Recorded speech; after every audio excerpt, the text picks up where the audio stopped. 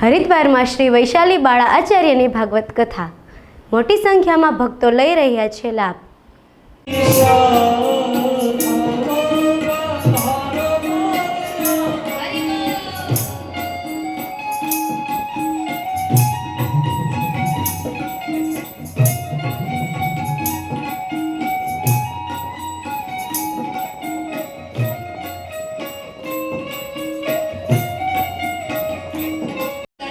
લાકડા કાપવા પણ જાય છે, ચૂલે રસોઈ પણ બનાવે છે,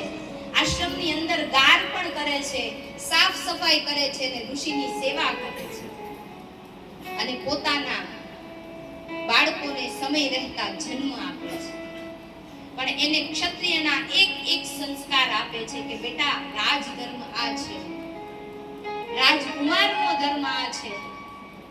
કાલ સવારે મોટા થશો તમારે